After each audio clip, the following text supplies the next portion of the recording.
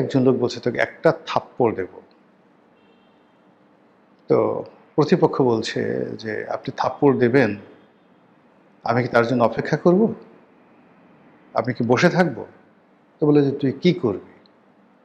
তো বলে যে আমি দৌড় দেব, আমি দৌড় দিয়ে পালিয়ে যাবো যেন আপনি থাপ্পড় দিতে না পারেন। তো এইরকম বাঙালির যে বীরত্ব, সেই বীরত্ব নিয়ে নানা রকম ব্যঙ্গ কৌতুক আছে এবং সেই ব্যঙ্গ কৌতুকের সাথে বাঙালি কাঁটা তারের বেড়াকে ভয় করে না। বাঙালি কাঁটা তারের বেড়া উপড়ে ফেলতে জানে। বাঙালি ওই কাঁটাতারের বেড়ার নিচ দিয়ে সুড়ঙ্গ করে চলে যেতে পারে। বাঙালি শিশুরা ওই কাঁটাতারের বেড়া অতিক্রম করতে গিয়ে কাঁটাতারের বেড়ার সাথে আটকে যেতে পারে এবং বিএসএফের গুলিতে প্রাণ হারাতে পারে। এছাড়া বাঙালি কাঁটাতারের বেড়াকে ভয় করে না। এর কি কি ব্যাখ্যা হতে পারে? যারা দিতে পারেন তারা দিয়ে দিন, আমি এটাই দিলাম আর কি। এই কথা সরকারের পক্ষ থেকে বলা হচ্ছে। আসসালামু আলাইকুম রহমতুল্লাহি ওয়া সম্মানিত দর্শক, আজকের যে শিরোনামটি, সেই শিরোনামটি করতে আমি উদ্বুদ্ধ হয়েছি বাংলাদেশের প্রবীণ রাজনীতিবিদ, বীর মুক্তিযোদ্ধা এবং বহুকালের প্রত্যক্ষদর্শী কর্নেল অলি আহমেদ বীর বিক্রম। তো তিনি অতি সম্প্রতি যে বক্তব্য দিয়েছেন শেখ হাসিনা সম্পর্কে, সেই বক্তব্যের মোদ্দা কথা হলো শেখ হাসিনা ভারতের প্রশাসনকে বলেছে যে পশ্চিমবঙ্গে মুখ্যমন্ত্রী রূপে শুভেন্দুকে তার দরকার। বোঝার চেষ্টা করুন। তাহলে ভারতে যেটা গণতান্ত্রিক বিধি ব্যবস্থা রয়েছে, সেখানে সবাই যে যার গণতান্ত্রিক অধিকার প্রয়োগ করে জয়লাভ করে আসে। ইলেকশন ইঞ্জিনিয়ারিং এখনও ভারতে কল্পনা করা যায় না, কিন্তু এই পশ্চিমবঙ্গে ইলেকশন ইঞ্জিনিয়ারিং হয়েছে শেখ হাসিনার পরামর্শে। এখন শেখ হাসিনা এই পরামর্শ কাকে দিয়েছেন? নরেন্দ্র মোদী, অমিত শাহকে। তাহলে বুঝুন দিল্লির উপরে শেখ হাসিনার কতটা প্রভাব। এটা আমি তো বললাম যে এই যে এত লম্বা কথা বললাম কর্নেল অলির সম্পর্কে, এটা পাগলের প্রলাপ নয়। তো শেখ হাসিনা দিল্লিকে বলেছে যে পশ্চিমবঙ্গের ক্ষমতায় তার শুভেন্দুকে দরকার। দ্বিতীয়ত হলো শুভেন্দু তো নর্মাল ভোটে পাশ করবে না। এখন এই ভোটগুলো করার জন্য ইলেকশন ইঞ্জিনিয়ারিং লাগবে। এখন ভারত তো এই ধরনের ইলেকশন ইঞ্জিনিয়ারিংয়ে এক্সপার্ট নয়।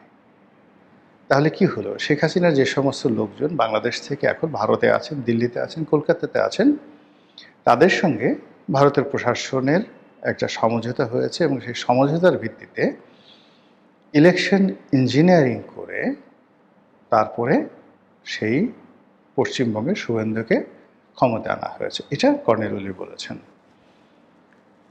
আমি ধরে নিলাম এটা সত্য। যদি সত্য হয় তাহলে পশ্চিমবঙ্গে শুভেন্দু নয়, মানে শেখ হাসিনা আসলে পশ্চিমবঙ্গের এখন গভর্নর, মানে যাকে বলা হয় নরেন্দ্র মোদীর প্রতিনিধি। শেখ হাসিনা যেভাবে বলবেন শুভেন্দু সেভাবেই চলবেন। আর পুরো কলকাতা, পশ্চিমবঙ্গ, শিলিগুড়ি, আসাম, এই পুরো এলাকা এখন শেখ হাসিনার একক কর্তৃত্বে চলবে, যদি কর্নেল অলির এই বক্তব্য আপনি সত্য হিসাবে ধরেন। এবং ইতিমধ্যে দেখবেন যে শুভেন্দু ক্ষমতায় আসার সঙ্গে সঙ্গে বাংলাদেশ এবং ভারতের সম্পর্কটা সেই ইউনূস জমানার চাইতেও খারাপ হয়ে গেছে।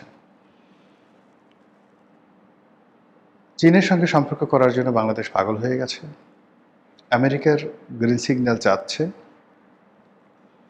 আর অন্যদিকে সীমান্তে বেশ কয়েকটি হত্যাকাণ্ড ঘটে গেছে গত কয়েকদিনে পর পর।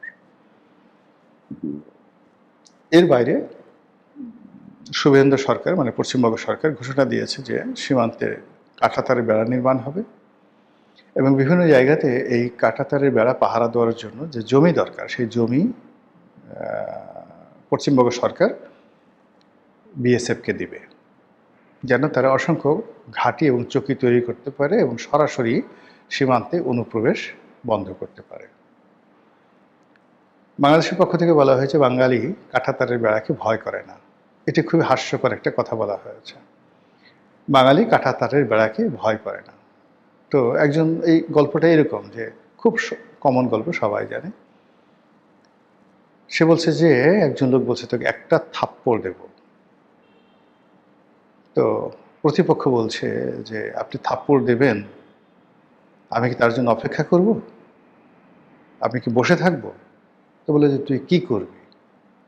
তো বলে যে আমি দৌড় দেব, আমি দৌড় দিয়ে পালিয়ে যাবো যেন আপনি থাপ্পড় দিতে না পারেন। তো এইরকম বাঙালির যে বীরত্ব, সেই বীরত্ব নিয়ে নানা রকম ব্যঙ্গ কৌতুক আছে, এবং সেই ব্যঙ্গ কৌতুকের সাথে বাঙালি কাঁটা তারের বেড়াকে ভয় করে না। বাঙালি কাঁটা তারের বেড়া উপড়ে ফেলতে জানে। বাঙালি ওই কাঁটা তারের বেড়ার নিচ দিয়ে সুড়ঙ্গ করে চলে যেতে পারে। বাঙালি শিশুরা ওই কাঁটা তারের বেড়া অতিক্রম করতে গিয়ে কাঁটা তারের বেড়ার সাথে আটকে যেতে পারে এবং বিএসএফের গুলিতে প্রাণ হারাতে পারে। এছাড়া বাঙালি কাঁটাতারের বেড়াকে ভয় করে না, এর কি কি ব্যাখ্যা হতে পারে? যারা দিতে পারেন তারা দিয়ে দিন, আমি এটাই দিলাম আর কি। এই কথা সরকারের পক্ষ থেকে বলা হচ্ছে। সরকারের আরও দায়িত্বশীল মন্ত্রী, স্বরাষ্ট্রমন্ত্রী, যিনি এই মুহূর্তে কায়েদে আজম, সরকারের কায়েদে আজম, প্রধান ব্যক্তি। তো সেই কায়েদে আজম তিনি বলছেন যে ভারত তার সীমান্তে বেড়া নির্মাণ করবে, কাঁটাতারে বেড়া দিবে, এটা তাদের অভ্যন্তরীণ বিষয়, এটি না আমাদের বলার কি আছে। কথা কিন্তু সত্য। ভারত কাঁটাতারে বেড়া নির্মাণ করবে, তাতে আমাদের কি? আপনার বাড়িতে আপনি দেয়াল তুলবেন, আপনাদের কি? আপনি প্রশ্ন করতে পারেন যে আমরা তার জবাবে দেয়াল তুলব কিনা, এটা হলো প্রশ্ন।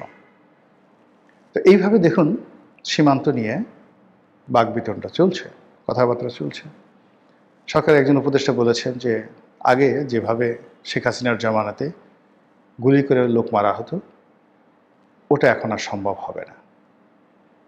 যদি এই ধরনের কাজ দিল্লি করে বা ভারত করে, অর্থাৎ গুলাগুলি করে লোক মারে, বাংলাদেশ বসে থাকবে না। ভালো কথা, ভারত 3 জনকে মেরে ফেলেছে, এখন বাংলাদেশ বসে বসে কয়জনকে মেরেছে বা কীভাবে বসে থেকেছে বা দৌড় দিয়েছে, এই কথা তো আমরা জানতে চাই। আদারওয়াইজ এই ধরনের কথাবার্তাগুলো একবারই বলেছে, কিন্তু দ্বিতীয়বার এই কথাগুলো আর বললে মানুষজন বিশ্বাস করবে না। ইট মিনস ভারতের সঙ্গে বাংলাদেশের যে সম্পর্কটা আশা করা হচ্ছিল নতুন সরকারের জমানাতে, সেটা হচ্ছে না। দ্বিতীয়ত, এটা বুমেরাং হয়ে গেছে ইনুস জামানার চাইতে। তৃতীয়ত, যে বর্তমান সরকারকে ক্ষমতা আনার জন্য দিল্লির পক্ষ থেকে, রয়ের পক্ষ থেকে একটা মাস্টার প্ল্যান ছিল। এই ধরনের যে কথাবার্তা ছিল, এটি হয় মিথ্যা, তাহলে এক ধরনের প্রতিক্রিয়া হবে, আর যদি সত্য হয়ে থাকে তাহলে দিল্লি এবং রয়ের কথা যদি সরকার না শুনে, তাহলে সেক্ষেত্রে সরকার, দিল্লির সরকার বর্তমান বাংলাদেশ সরকারের উপরে কী কী নেতিবাচক শক্তি তারা প্রয়োগ করতে পারে, সব পাওয়ার প্রয়োগ করতে পারে, এটা নিয়ে আতঙ্কিত হওয়ার যথেষ্ট কারণ আছে। যেটা বলছিলাম, শেখ হাসিনা পশ্চিমবঙ্গে, ইট ডাজ নট মিন যে শেখ হাসিনা একেবারে ফ্লাই করে দিল্লির পরিবর্তে পশ্চিমবঙ্গতে এসে বসবাস করেছেন, তা নয়। এই যে শুভেন্দু যে পশ্চিমবঙ্গের মুখ্যমন্ত্রী হলো, এখন আওয়ামী লীগের যারা লোকজন রয়েছেন তাদের ভিসা আছে না আছে ডাজ নট ম্যাটার, বুক ফুলিয়ে তারা এখন পশ্চিমবঙ্গে ঘুরে বেড়াবে, বিভিন্ন রাষ্ট্রীয় অনুষ্ঠানে যাবে। ওই যে গাজীপুরের মেয়র জাহাঙ্গীর, সে তো বিরাট একটা ফুলের চূড়া নিয়ে শুভেন্দুর সঙ্গে দেখা করে আসলো, এবং সেই ছবি আবার সে ফেসবুকে দিল। আওয়ামী লীগের অসংখ্য টেলিগ্রাম, তারপরে যে সকল সামাজিক মাধ্যমে তাদের নিয়মিত যোগাযোগ হয়, সেখানে এই শুভেন্দুর আগমন, পশ্চিমবঙ্গে বিজেপির যে জয়লাভ, এটা নিয়ে রীতিমতো আনন্দ উল্লাস। এবং আওয়ামী লীগের যারা বাংলাদেশে পালিয়ে আছে, তারা সবাই এখন রীতিমতো প্রতিদিন পালা করে হাঁসের মাংস সেই বিভিন্ন জায়গাতে, যেখানে যেখানে পূর্বাচল আছে, নীলা মার্কেট আছে, তারপর ওয়েস্টিন আছে, যাদের সামর্থ্য আছে সামর্থ্য অনুযায়ী পাল্লা দিয়ে তারা হাঁসের মাংস খাওয়া শুরু করে দিয়েছে। তাদের শক্তি দরকার, গরম দরকার। এরই মধ্যে পশ্চিমবঙ্গের শুভেন্দু সরকারের সাথে সেলিব্রেশনকে কেন্দ্র করে বাংলাদেশের ছাত্রলীগের কয়েক দফা মিছিল হয়েছে। ছাত্রলীগের কমিটিগুলো নতুন করে গঠিত হচ্ছে, একটার পর একটা কমিটি দিচ্ছে।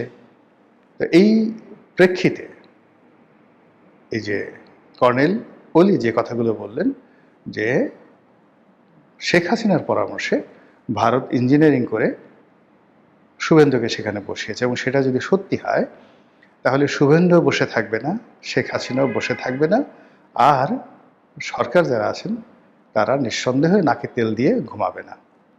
বুঝতে পারছেন যে সামনের যে পরিস্থিতিগুলো কতটা জটিল হয়ে যাচ্ছে। মহান আল্লাহ আমাদের সবাইকে হেদায়েত দান করুন এবং হেফাজত করুন। আসসালামু আলাইকুম রহমতুল্লাহি ওয়া বারাকাতুহু।